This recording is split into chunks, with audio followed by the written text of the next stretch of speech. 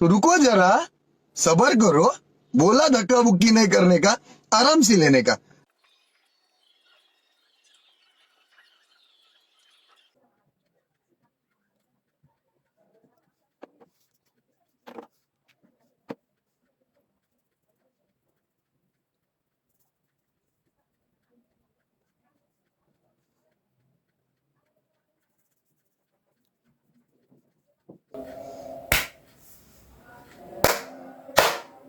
কি রে আবুল, এগুলা কি পিনছস? বাবা দেখো না, মেয়েদের পোশাক পরেছি। তুই মেয়েদের পোশাক কি লেগে পিনছস? আমি মেয়ে, তার জন্য মেয়েদের পোশাক পরেছি। তুই মেয়ে আবার কবে থেকে হইলি? আজ থেকে আমি মেয়ে। তারপরে তোর গাল টাল ফাটা এলাম, বিত্তামি করছ আমার লগে। কি কইলা? আমার গায়ে হাত দিবা? তোরে মারলে কি হইব? কে কি কইব রে আমার? হ্যাঁ, আর এই নির্যাতন মামলা দিয়ে দিব। বলবো আমার বাবা আমার স্বাধীনতায় হস্তক্ষেপ করতেছে, ঠিক আছে? আচ্ছা, তুই যে মেয়ে, তা কি করে বুঝলি মেয়ে?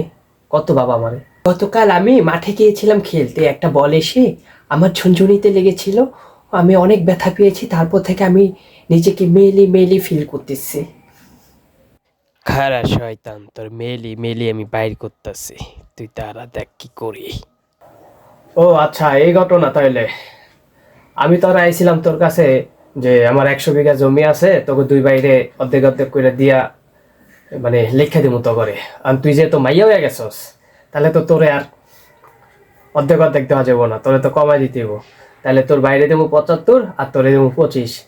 এইটাই কইতে আইছিলাম। থাক, ভালো হয়েছে। নাহলে তো আগে ভাগে যদি তোরে না জানাই কইতাম, তাহলে দেখা গেল তুই অর্ধেক লইয়া যাইতি। থাক, তুই থাক, আমি তাইলে যাই। আবার সুন্দর মতো জমিটা রেজিস্ট্রেশন করি। তোর 25, তোর বাইরে 75, ঠিক আছে? আরে বাবা শোনো না, আরে বাবা শোনেন, আমি তো আসলে মনে মনে মেয়ে, অ্যাকচুয়ালি বাস্তবে তো আমি পুরুষ।